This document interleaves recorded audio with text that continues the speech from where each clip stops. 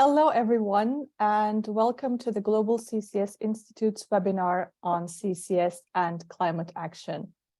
This webinar is an EU Green Week partner event. It's an initiative organized by the European Commission in order to encourage conversations on environmental policy and sustainable development.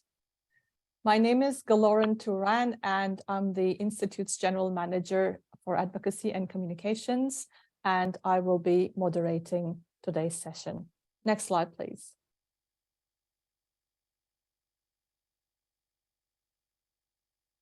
We will allocate time at the end of the session for audience questions, so please feel free to use the Q&A chat box at the bottom of your screen in order to pose any questions that you may have to our participants throughout the event.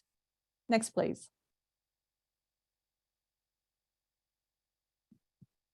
For those of you who may not be familiar with us, the Global CCS Institute is an international think tank whose mission is to accelerate the deployment of carbon capture and storage, a vital technology in order to tackle climate change and deliver climate neutrality. Next, please. We have a number of distinguished speakers who are joining us today, and I'm very happy to present them, including Chris Bolesta, CO2 Capture, Use and Storage Policy Lead with the European Commission. We have Adam Wong, Senior International Advisor at the Office of Fossil Energy and Carbon Management at the US Department of Energy. And last but not least, we have Rob van den Meer, Industry Policy Director with SEM Bureau, the European Cement Industry Association. Next, please.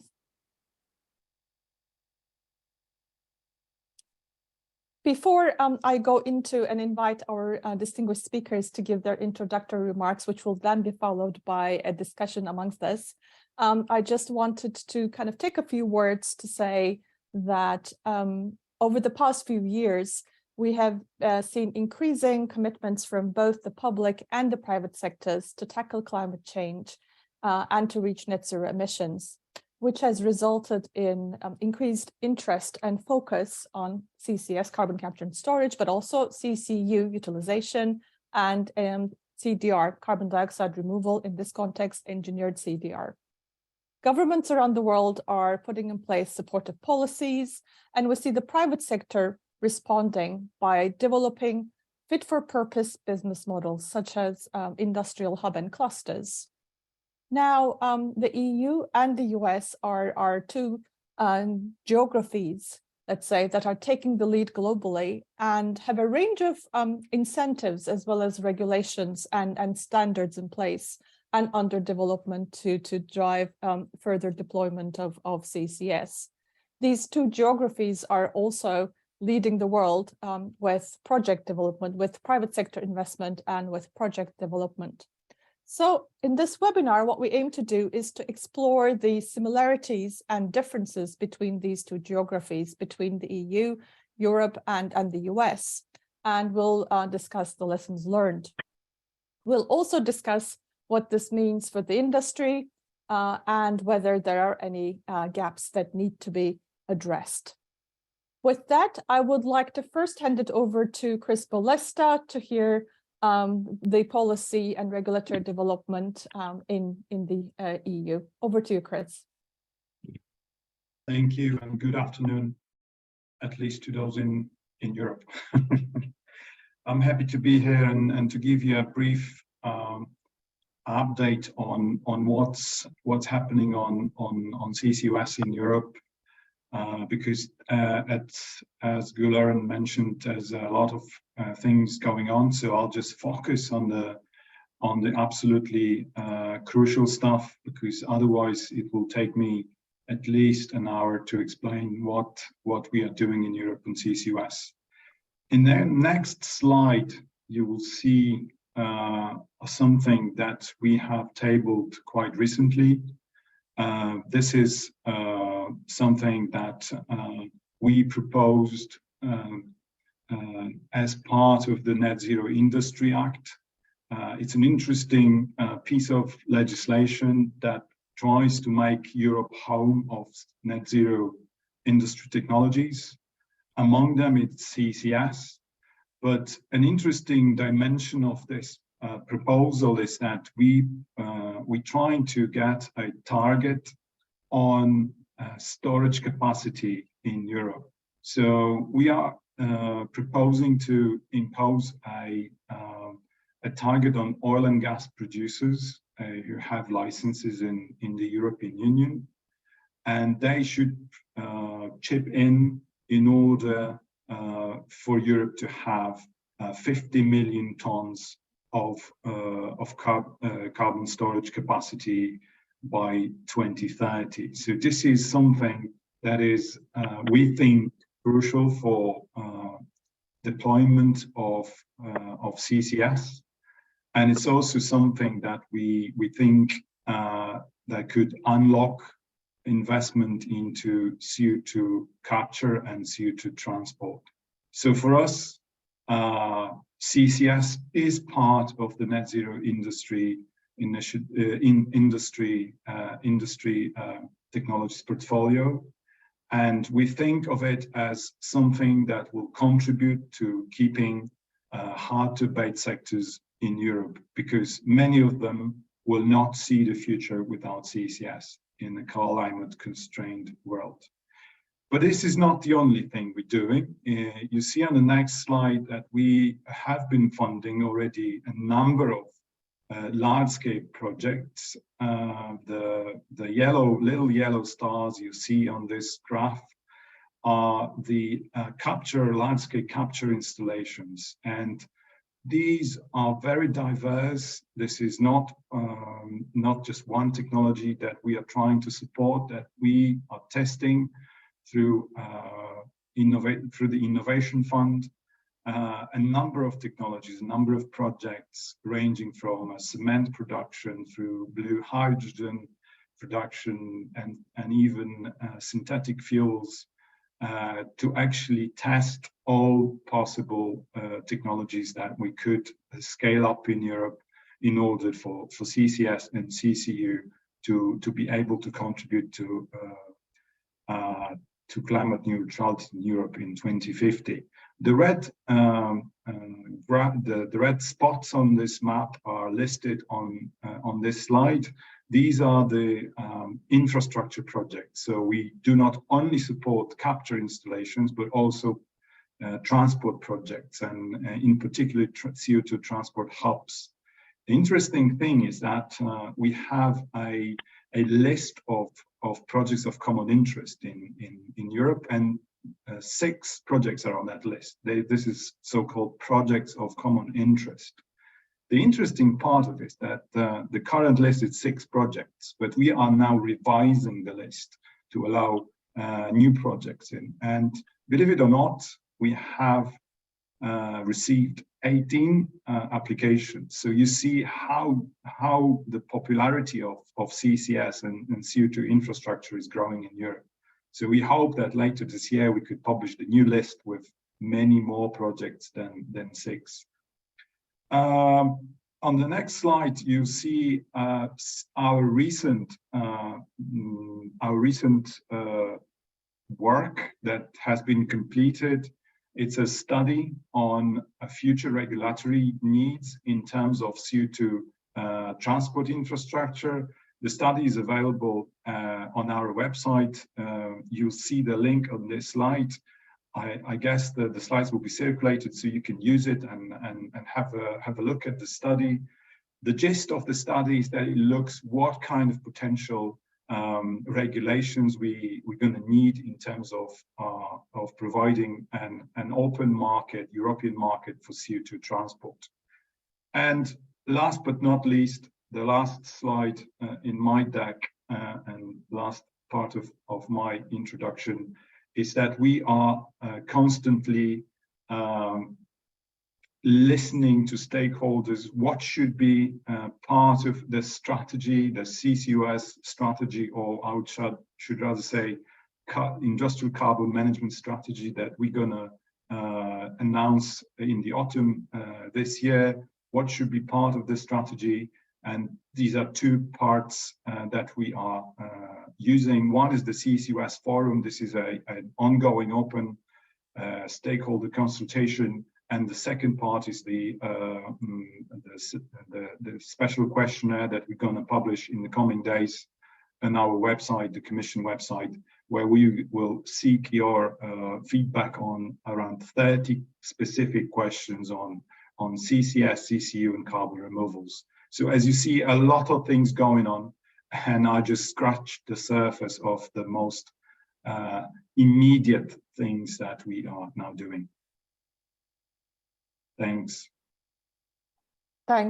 Chris, thanks so much for that overview. We know that you've been keeping super busy. The Commission has been keeping really, really busy. And a number of us, including Rob and we as the Institute, are participating in the working groups, providing our thoughts and feedback on some of those developments.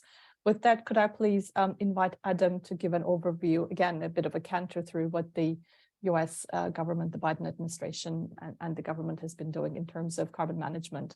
Adam, over to you. Thanks, Glorin. Good morning, everyone from the United States. I guess good afternoon for colleagues in Europe. As Glorin mentioned, I'm Adam Wong. I'm with the U.S. Department of Energy, or DOE, our Office of Fossil Energy and Carbon Management, or FECM. I'd like to thank the Institute for hosting today's event, my fellow panelists, Chris and Rob, and everyone for allowing an American from the U.S. to crash a European event as part of EU Green Week. Definitely listen to Rob's presentation, and we're really excited about carbon management and industrial decarbonization in the EU, the Net Zero Industry Act with the goal of 50 million tons by 2030, but also the Innovation Fund. We're very familiar with it, and it's providing announced support for almost a dozen CCS projects. So we're really excited about this essential role that CCS will play in Europe's own climate mitigation efforts. Here in the US, at a very high level, our efforts are guided by President Biden's three major climate goals, and that's by 2030, the US is going to reduce emissions by 50% compared to 2005 levels. So that's 7 years away. We really have to get moving on that. To produce 100% clean electricity by 2035, and to ultimately reach a net zero US carbon economy by 2050. So in order for us to achieve all three of these goals, we recognize that carbon management, to include CCS, needs to play a key role. And so for the very first time, the US, we now have a real robust and comprehensive federal policy framework that will allow us to both invest in and incentivize carbon management projects, including carbon capture, direct air capture or DAC, carbon conversion, and also CO2 transport and geologic storage. So it's really being done on a scale like we've never seen before. Next slide, please.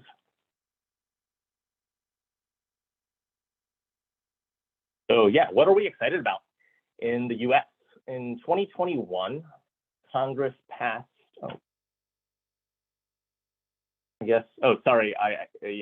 think there's the click things on this one. Sorry about that.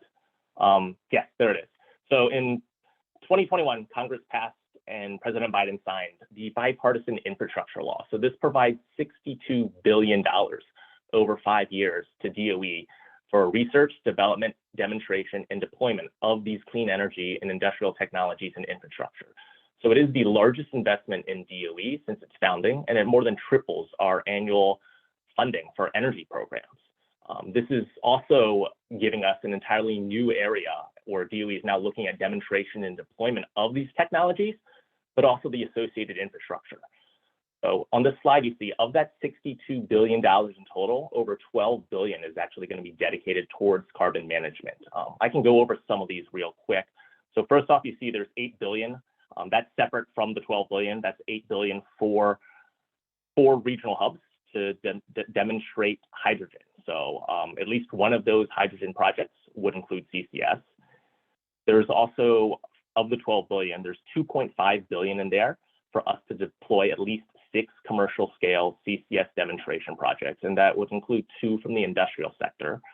There's $2.5 billion for expanding DOE's Carbon Safe, and that looks at storage characterization and build out. It's going to develop maybe an estimated 20 to 40 dedicated regional geologic storage sites, and each of these sites must be capable of receiving a minimum of 50 million metric tons of CO2 over 30 years.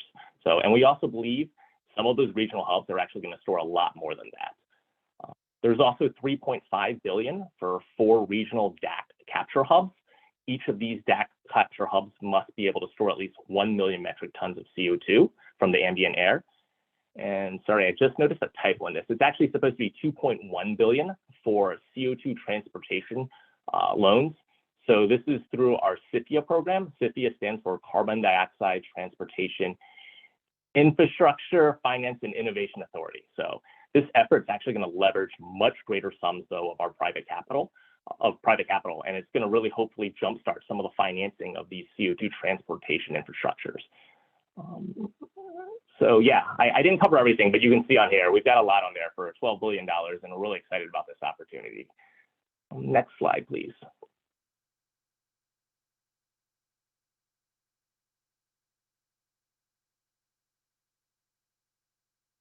Right, yeah, so to summarize, under our bipartisan infrastructure law, we've got $12 billion for carbon management over 5 years. It's a major commitment by the US. But there's another area that I also wanted to talk about, and that's our Inflation Reduction Act. And our Congress passed this, and President Biden actually signed this last year.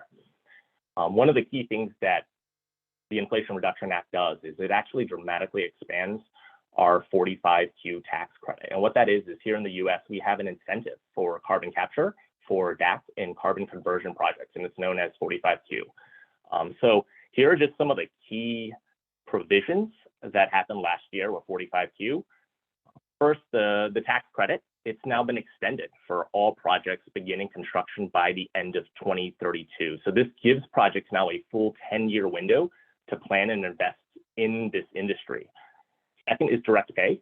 45Q will now make available a direct cash payment for the first 5 years of the project, which really will allow these companies to claim credit as cash on their tax return, and means the developers will be less reliant on taxable income or tax equity investors to attract some of that private capital. Another thing to note on here, nonprofit organization and co-ops, they can actually receive direct pay for all 12 years of the credit. So it allows maybe folks that might not have as many resources to also be involved in this. Third is the credit values. They've actually been raised, and this is probably the one that a lot of people know the most about.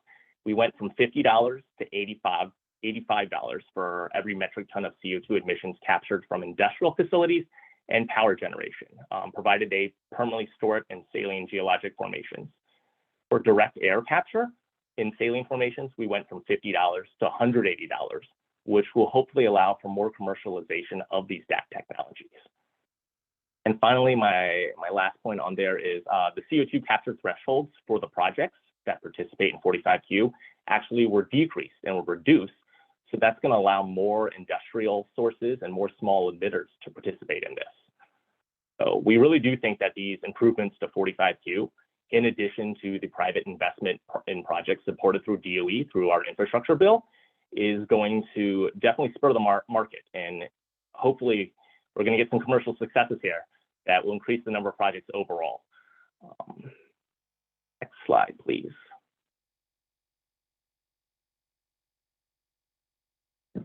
Yeah, so to summarize, I believe we all recognize that global decarbonization is essential to meeting our climate goals. Gloria's slide really captured some of that in there. For the US, that's going to include carbon management as a priority, and that's including CCS. But we also know this, when we talk about climate, it's not just a US challenge. This is a collective global challenge that requires a collective global effort. So I also wanted to highlight last month during the Major Economies Forum on Energy and Climate, President Biden highlighted a need in 4 areas. And one of those 4 areas was actually carbon management. He announced a global carbon management challenge with a goal of developing a strong pipeline of projects by 2030. So we look forward to working. I can talk more about that initiative later, but we definitely look forward to working with our international colleagues on this carbon management challenge. Not only leveraging the work we have in the US, but leveraging some of the work we have in Europe. And as I said, we all know this is a collective challenge and we need to work collectively together in this. Those are my slides for now. Thanks, Lauren. Thanks very much, Adam. As I said in the beginning, US has got the largest number of CCS facilities, commercial CCS facilities, both in operation and under development, and some of the really innovative policies, advanced innovative policies that is available anywhere around the world. With that, could I invite Rob, please, Rob Wandamir, to give his perspectives on the industry and specifically on the cement sector. Rob, over to you. Yeah, thank you, Claudia, and thank you for the invitation of this for participation to this meeting and this webinar. I would like to give a short presentation on the effects or the issues for the cement industry. And I start with a very short introduction of CEMBRO. CEMBRO, next slide. CEMBRO is the Association of the Cement Industry in Europe. We have about 29 members. Nearly all cement producers or cement countries that produce cement in Europe are part of CEMBRO, but also some additional, Norway, UK, Switzerland.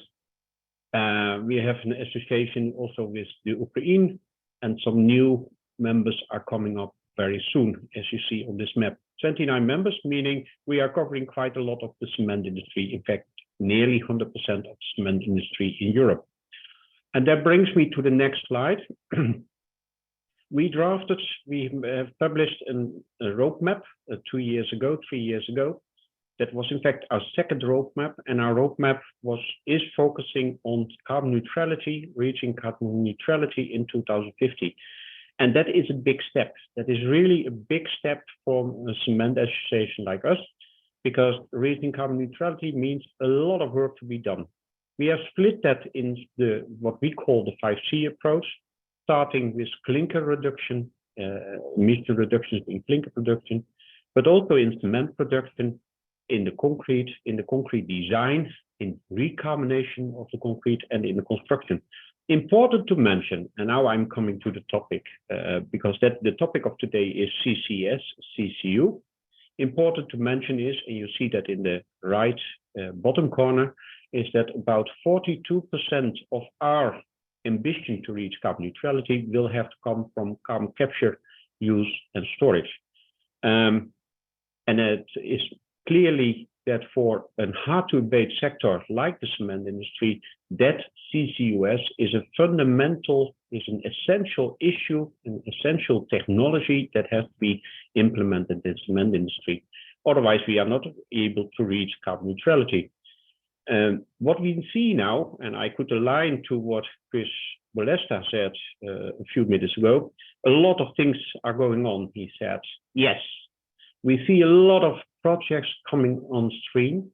What we also see is that the first demonstration project on carbon capture and storage is coming on stream at the end of next year, 2024.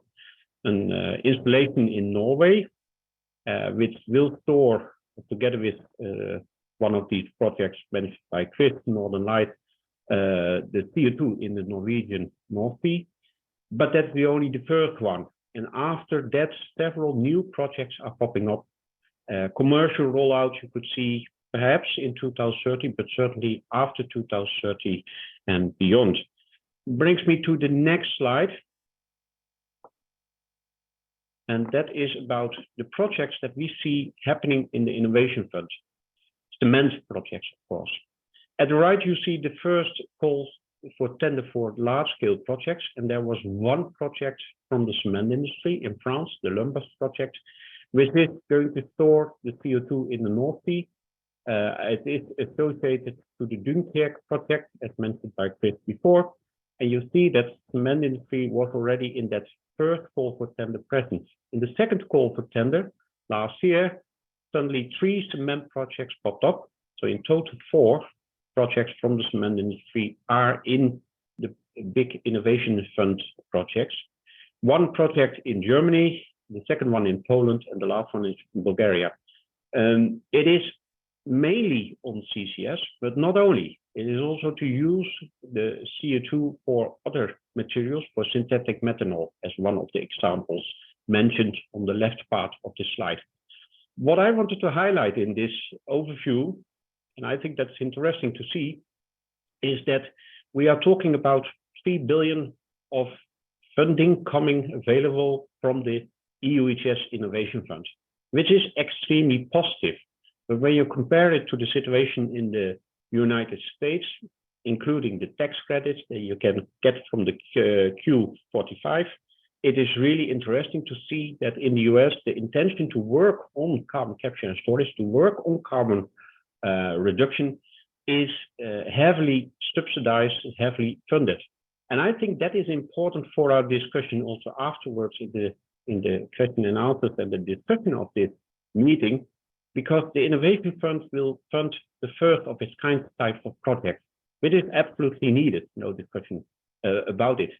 But after that, if there is not yet a business case, and that is part of the discussion, not coming a business case for the CO2 reductions in the cement industry, it will be very hard to have more of these projects running.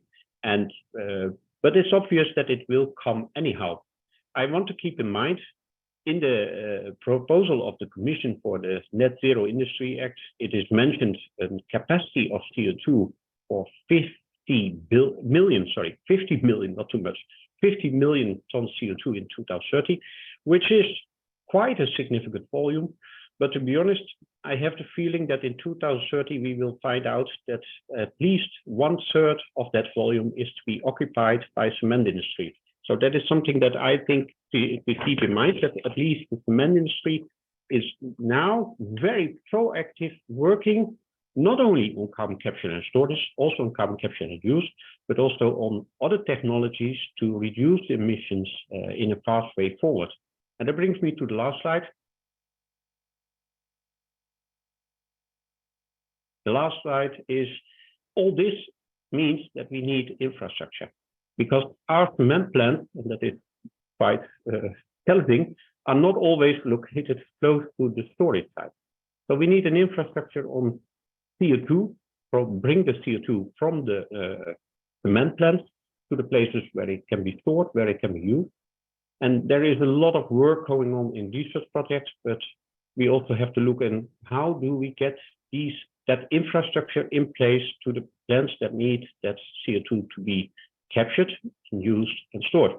That is an interesting discussion that we will have. And I think it's important to mention that likely what you now see is that a lot of the storage projects are running on, say, northwestern Europe, along the North Sea, but that one of the cement projects is also, interestingly enough, located at the Black Sea, with storage in the Black Sea. So I think that is an important step that we have to keep in mind, that the CCUS challenge is also not only something for North and West Europe, it is for whole Europe, including, of course, also the US. It's for everyone interesting, but that it is also important to keep in mind that it is about where the emission reductions will happen. And with that, I want to close my inputs, Laura. Thank you. Thanks very much for that, Rob. And certainly infrastructure is an important area that we're going to look to unpick in our discussion. And with that, could I please invite all the three speakers to unmute themselves and turn on their cameras. Thanks, Rob. Adam and Chris back on. So as I mentioned, we'll look to unpack infrastructure, regulation, storage development, transport, but perhaps I can first start with the point that you were making, Rob, in terms of the business model. Now we have in Europe, in the EU, and of course in the US, as we heard from Chris and Adam, a number of carrots and potentially a number of also what can be considered sticks, i.e. regulations, standards, etc., to drive CCS deployment. Do you think that this creates a robust business case to accelerate CCS deployment? And what is the evidence? Can we see in kind of private sector, et cetera, moving kind of up to, I know what I think about it, but I'll obviously want to hear from you. And perhaps I can start with you, Adam. Are you seeing that happening in the US? Yeah, I think Rob kind of summarized it well. I'm happy to piggyback off what he said. I think it starts a little bit with learning by doing. So while we have bipartisan infrastructure law, we have Inflation Reduction Act, we still are just beginning. If I could compare it maybe, under the Obama administration, we had the American Recovery and Reinvestment Act, and that was $90 billion into clean energy investments in tax incentives. So, and that was $90 billion that was US government-wide, not just DOE, I should note. But that money really helped jumpstart the EV market we have today. It brought down the cost of solar and wind. And it also really started, in the US at least, some of this net zero future pathways for us. And from a CCS perspective, it also resulted in a couple CCS projects, some major projects that have now stored over 15 million tons of CO2. So if I had to sort of summarize the business models, I'd say, you know, globally, it's been proven that the technology works. It's essential to meeting our climate goals. I think the Institute even has numbers on this. There's something like 37 commercial CCS projects around the world. You can't say this is really an emerging technology before. It's a proven technology now.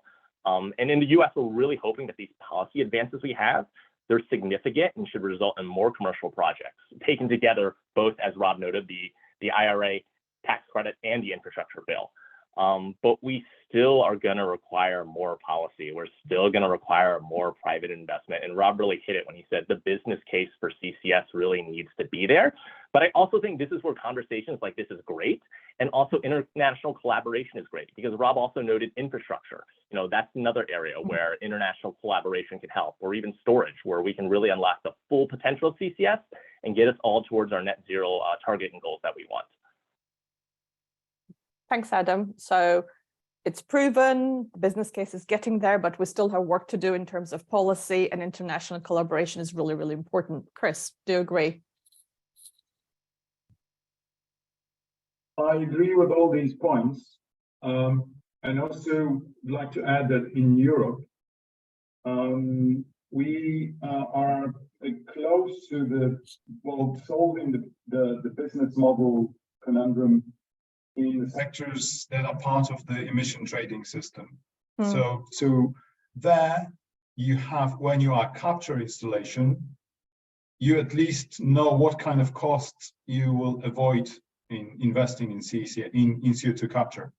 However, a cement plant, I guess, will not invest in CO2 transport, will not invest in CO2 storage.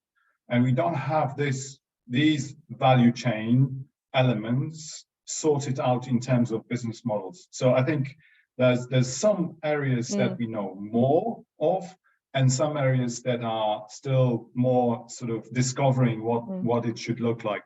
And not even get me started on carbon removals. We don't know business models for carbon removals.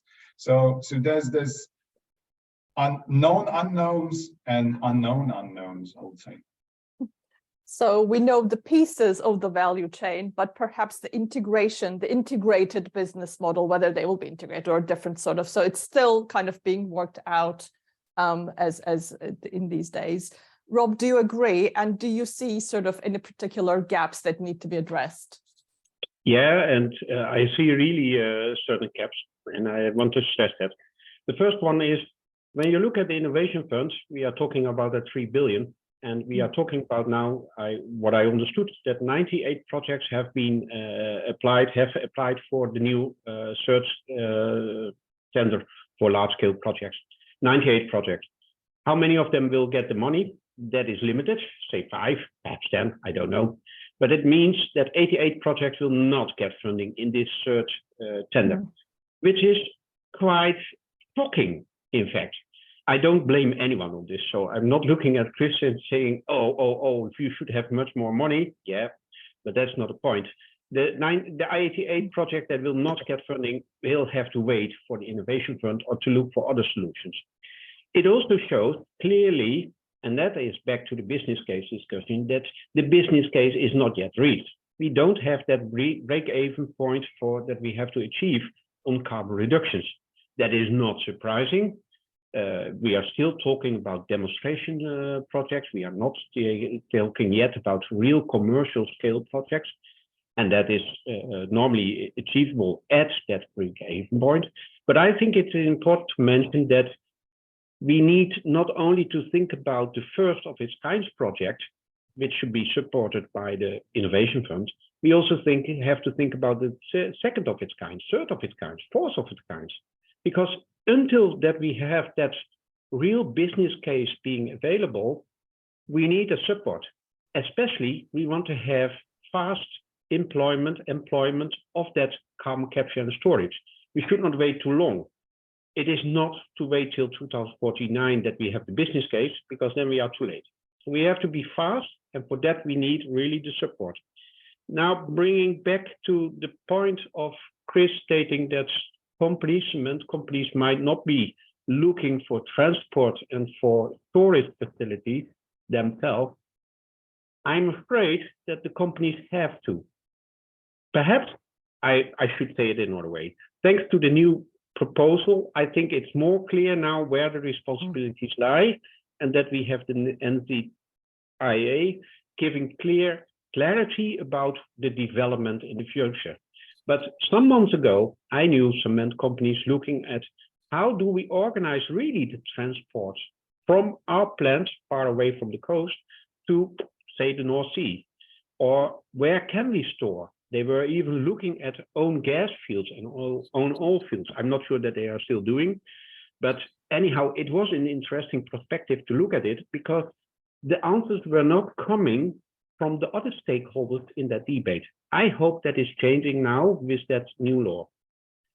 Nevertheless, I think the message is we are quite on track by having many more projects, and as mentioned, a lot of things are going on. Thank you, Chris, good statement. So a lot of things are going on, and it is really going into the right direction. But for CCS, we need fast deployment. We need to do it fast, and only the implementation of the innovation fund is for sure not enough. So we have to really look in how do we get many more plants being able to do that deployment, to use the CCS, to use CCU in the next 10 years. And that is the challenge that I see. And there are many challenges. So it's storage capacity, it is network, it is the energy that should be available. I should say that we should also think about permitting, because that is not the easiest process in Europe. So all these things have to be taken into account. And let's be alone, the public perception on carbon capture and storage is also an issue. There are still some countries in Europe where carbon capture and storage is simply forbidden, while we know that we need it. So that's now. Thank you. I think that I put a portfolio of big challenges on the agenda now.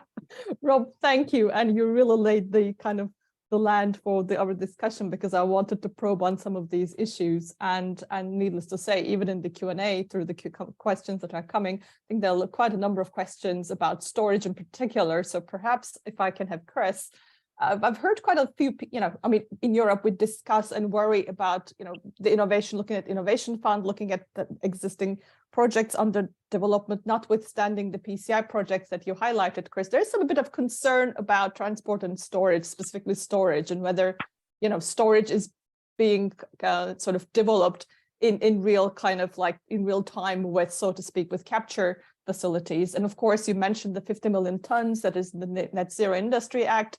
So there were some questions about that, i.e. is it just point source, or is it both point source and CDR? But specifically, do you think that storage is being developed fast enough in Europe? And I'll come to Adam to kind of give his perspectives and perhaps lessons learned from the US. But Chris, if I can start with you. So if you ask me, then I would say no, it's not being developed fast enough. But I think that we should be realistic in terms of what is possible. And I think that we are, this is a Copernican shift in terms of how we now look at CCS in comparison to how we looked at it even 2 years ago. So if you consider how complex these permitting procedures are, and Rob already alluded to that, and if you look at member states having one person, two persons working on the permitting value chain, that's, there's no question that we have to speed up, but we need to give member states as well time to adjust their procedures.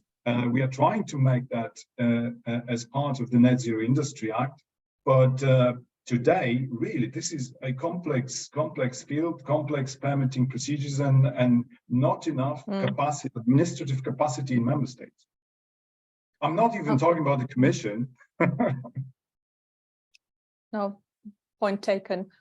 Adam, in the US, of course, there has been quite a lot of focus on developing storage. I'm thinking the Carbon Safe program, for example. How does that sort of, how has that happened? Can you give us a little bit of kind of like what worked and any kind of thing that Europe and the member states should be considering when developing storage resources? Yeah, I think we're all pretty much going to be in agreement in this one, in that we can capture all the CO2 we want from all the sources we want, but if we don't have the storage capacity, it's not going to do us any good. So we really, I think Chris said it, like the answer is no, we're not doing it fast enough, but we do need to be realistic in what is possible. From a DOE perspective, we've been doing research on carbon storage, I think, for over 20 years now. It includes everything from like a dozen commercial projects to 19 small scale projects. So capturing, well over 11 million tons, I want to say, from some of our large scale field work. And we also have more projects announced down the line. I think over 100 projects announced with the various funding opportunities that we have there. But I also wanted to give credit to our colleagues in Europe, though. Like they have, Norway's got the Sniper project. That's been operating and safely storing CO2 offshore for over 27 years. So that is a pretty significant project that has sort of in some ways set the standard that we look towards. I think moving forward in the US, though, we definitely recognize that storage has to be scaled with emissions, and that's on the order of gigatons that we're talking about here. And there's really going to be a bottleneck if we don't have our storage available and places to put it. So yes, we need to be doing more work on it. And I think globally, we all recognize this is an area where we could talk and collaborate as well. Thank you. And Rob, based on your comments already, we know that, the industry doesn't think that storage is being developed fast enough, but perhaps also sort of mentioning, you also brought up permitting. I mean, any kind of, and that is not, and Chris already kind of mentioned, for example, the lack of capacity or the shortage of capacity kind of in terms of speeding up permitting. But can you touch upon kind of storage and permitting in general, kind of what can, how can it be further speeded up? How can it be further streamlined from an industry's point of view? Yeah, and I think that we also have to look at that not only for the carbon capture and the pipelines, we also have to look at the capture installations itself. Because asking for a permit for say an oxy-fuel plant in cement industry is not the easiest process in the bureaucracy. And I fully understand that. I've been myself civil servant working on environmental permits, and I understand fully that we have to recognize their value for stakeholders, for people living in the neighborhood. It is also one of the questions in the Q&As. What about NIMBY and things, pipeline in your backyard garden? But we are also talking about cement plants in the backyard garden of someone else. And that plant wants to have an oxy-fuel installation to capture the CO2, to have oxygen available. Now, all that permitting is a very important issue. We should not limit it only the question to storage and pipelines. How to progress that, how to make that processes faster in time is, I think, a key challenge in Europe. We should not neglect the input, the valuable input from stakeholders, the people living in the neighborhood. So it is not just putting something down as as a sort of dictator that a permit has to be done in this and this way and objections are not possible. That's not a way how we can operate in Europe. We have to have the input from the stakeholders in that discussion. We also have to be clear that endless processes are to be, how to prohibit it. We should try to make processes for this type of permits, and perhaps all permits, but certainly this type of permits, faster. And that is not only a role for the Commission. This is really a national member states issue where they have to work on it. And the message is for me very simple. We are talking about, for instance, infrastructure. Infrastructure is for me not only CO2 from a cement plant to a hub where it can be stored or used or whatever. It is also about renewable energy being provided. It is also about hydrogen. It is about, and now we come into a complete other topic, but for me as relevant in this discussion, it is about waste materials, carbon and or concrete and demolition waste materials that have to be provided in the future to cement companies and cement plants in order to be recycled. It is about alternative raw materials, alternative fuels that have to be provided to plants, not only cement, but I focus on cement. So it is an extreme big part of the discussion that we have to have. And I think that we could streamline the processes in permitting from an EU perspective in legislation, and then asking the national member states to implement that in a good way. But yeah, thinking about now a little bit back, the first project that will come on stream in cement is the Norway project in north of Northam in Brevik. That started in 2005. This working on research and development. I don't know how long at the end the permitting was, but it was also quite long. Another example, there is a cement plant in Europe that had to be stopped because of a quarry issue, water issue, because there was no permit, or the permit was withdrawn because of a water issue. That plant is planning to invest 1 billion euro or something like that, 800 million or 1 billion, whatever it is, quite a lot of money. And the risk is that they have a permit on water or on biodiversity or emissions that will not last as long as the permit for carbon capture and storage for oxy-fuel. How can you expect that that gives the certainty for that plant operator to do these investments? I think that is the key message that we have to think about. So streamlining the processes, but also thinking about clustering environmental permits into one big process with a clear message. And it is not about giving permission to do whatever you want. That is not my point. That is not what we need. It is clear that we have to be bound by regulations, by the permits and all that. But on the other hand, it is also clear that we should not have the situation as that cement plant that was stopped temporarily at the end because of a water issue. And with the risk that you risk 800 million investments. And of course, the production of cement. No, obviously completely agree with kind of that being a major issue, but it's not only an issue in Europe. Adam, if I can come to you, I mean, we talked about the kind of the amazing kind of policy support and financial support, but as far as I'm aware, there are some more than maybe 80 permit applications for what's called Class 6 wells in front of the Environmental Protection Agency. So is permitting also being a bit of a kind of potentially a bottleneck in the US at the moment, despite the sort of the amazing support? Yeah, good question, Lauren. I guess for background for those that aren't aware, in the US, we have what's referred to as a Class 6 permit for a well. This is for injecting CO2 underground. This is overseen by the permitting through US's Environmental Protection Agency, or EPA. So a different group than DOE.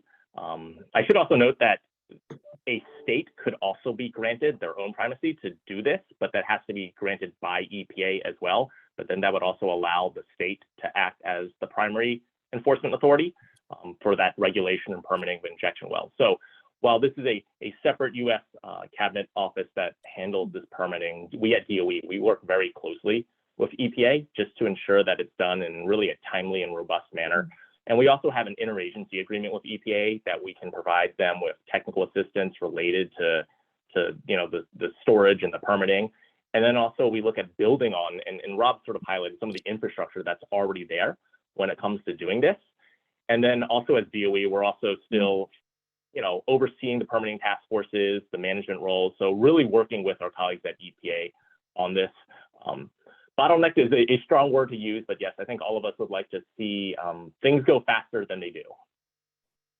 Thanks, Adam. And Chris, obviously, kind of this was recognized in the Net Zero Industry Act, and there's aspiration, there's ambition to shorten the permitting timeframe. Could you kind of elaborate a little bit on it, and what's your take in terms of what's likely to happen? Trying to at least give investors some more certainty on the length of the investment process. Of course, this is just a proposal, so we'll see what the member states and the parliament will do with this proposal. They might even be more ambitious. But I think this is what we proposed is probably what's ambitious and realistic at the same time, considering the resources I mentioned earlier. So I think, and I agree with Rob, that these procedures are there for a reason. We shouldn't just dismantle them all willy-nilly, because this is also not going to help public awareness. But I think there's still a room for improving the procedures, for streamlining them, for packaging them, providing one-stop shops. This is still, there's so much room for improvement. Even when we consider new tools like ChatGPT, I think it could be potentially important role in like permitting, but we'll see. So I think there's a room for improvement, but we're trying to make first steps with Net Zero Industry Act, and we'll see how it goes. And one thing that comes also kind of in the questions as well, and I think all three of you have touched upon it, is public perception and specifically acceptance and issues around sort of NIMBY that is related to kind of potential to permitting as well. What, in your opinion, is the public acceptance changing, and how to better how to improve public sort of acceptance and sort of almost embracing CCS from a practical point of view as well, when it comes to actually constructing long pipelines, for example? How do we, Rob mentioned oxyfuel added to a cement plant, but how to best address public concerns and how to best engage with public, any kind of thoughts or any considerations? And I'm happy to take comments from any of you at this point. Rob? So for me, the public acceptance is really, but it is broader than only CCS. The public acceptance, the social acceptance of the carbon reduction, decarbonization of the industry, that is a fundamental step. And it involves us all. So the challenge is that low carbon society will cost money. Will cost money of all of us. We can't help it. It is the taxpayer that will have to pay. It is the companies that will have to pay, but it's also the consumer that will have to pay. How we manage that, that is the big question for me. And now to the public acceptance, broader or more limited, to the fact how to operate a cement plant when you have a carbon capture plant in the neighborhood and a storage site. Yeah, that is what I see is a slowly improving tendency for acceptance of these things. But I also have to say that this month I heard about this onshore storage project in Europe that has been stopped because of the local difficulties with the government. So there was a nice project, and that has been stopped because of the challenges. We have other examples of that in the past. Barendrecht, a long time ago, in Berlin. There are many more, but the challenge is really, how do we convey a message, and that should be a fair and correct message, that carbon capture and storage is a safe process, and that it can be done, that we have experience from the US, but also in Europe, Sleipnerfield is mentioned, that where we can show that this makes sense, that it is not dangerous. To be honest, I'm coming from an area where there were gas fields, still gas fields. I rather would have CO2 stored there than gas fields. The gas fields were natural, so no problem. Storage is more problem. But anyhow, I think that is something that we have to bring in a fair picture as society. Not only the government, this is a role that we have, and perhaps I should say that is in the CCUS forum, one of the activities, to look at how do we bring a good picture of that issue of storage in the discussion and the consequences of it for society, for the environment, for health and safety. Perhaps Chris can say something about the CCUS forum group working on it. If you could, Chris. And also I just wanted to bring up, because you mentioned in your opening remarks about sort of industry and how kind of CCS will help hard to abate sectors remain in Europe. I mean, do people understand or that CCS is an enabler of that low carbon economy, net zero economy, and that it can help with retention of jobs or to the lead to the development of new jobs. So any thoughts, Chris? Well, I think it's very complicated for politicians to communicate CCS or CCU. It's a complex technology. It's not easily grasped. So it's easier to advertise wind and solar because it's easy. And looks prettier. Looks prettier than industrial installations, so to speak, to most people. Tiny. It's self-explanatory, and try to explain a comprehensive CCUS value chain in the lift. That's impossible. So I think that's easily lost with the politicians who are the first wave of, the first frontier of public awareness. And I think that this technology is still very limited in terms of how far we reached into society, what it is, what we can do.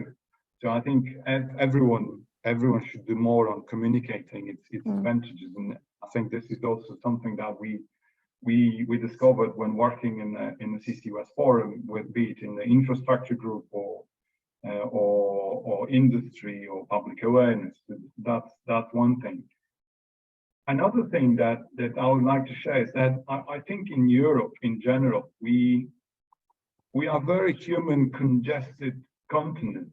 So any investment in just big stuff is very difficult. So I wouldn't say CCS is particularly suffering from public awareness issue. It's just that it's really difficult to we don't have much land. Any kind of big infrastructure project. We have the famous banana syndrome. So banana comes from build absolutely nothing near anyone. That's the banana thing. So it's just bloody difficult. And I think raising awareness on what technologies can do, why they are needed with the public is absolutely necessary. Because if you explain, if you could just bring the public on site, like this technology will help the climate, then like for some locations at least it could help. Indeed. Adam, US perhaps doesn't, except of course for the real sort of urban areas, but doesn't quite suffer from the same congestedness, shall we say, that Europe does. But having said that, public perception and particularly stakeholder kind of acceptance of CCS is, I think, on the far front. And of course, the Biden administration has really leaned forward in terms of environmental justice and incorporating environmental justice into sort of policies, but also support programs, etc. Perhaps you could tell us a little bit about kind of what's being done in that space. Yeah, this is a good question, Gloria. I know I talked about some of the funding we have, but we're not just working on getting funding out the door. We're not just working about those tax incentives in place. We have to engage with those communities. And I think Chris and Rob talked about this a little bit. Like that's the stakeholders, that's the state, the local governments and officials, for them to better understand the project and how it would really sort of improve their quality of life. But it also has to incorporate their input. And it could be areas like providing quality jobs, ensuring high workplace standards, supporting the local workforce. Like these things need to be incorporated when they stand up projects. Another thing I wanted to mention is, I know we're talking a little bit on the public perception. Lots of times people associate CCS with only fossil fuels. And I think Rob, coming from the cement industry, really highlighted that in your all's net zero by 2050 strategy, 36% of it, one of the largest levers, is actually going to have to come from CCS. So this isn't just a fossil fuel. And we talk about net zero globally. Cement itself is around 8% of the global CO2 emissions. So it's engaging with these communities, getting them to understand the projects, but also to eliminate some of these misperceptions people may have about what CCS entails. Well, with that, I would like to thank all the three speakers. I tried to kind of incorporate some of the questions in our conversations, and I know that some of our speakers also responded to the conversation, to some of the questions online. So thank you all of you for attending to this webinar. We will make the recording available on our website in a few days, and here's some information in the background for you to follow us on social media and our, of course, flagship report, The Global Status of CCS. With that, Thank you very much all. Thank you, Chris, Adam, Rob. Hope to see you soon. Bye, everyone.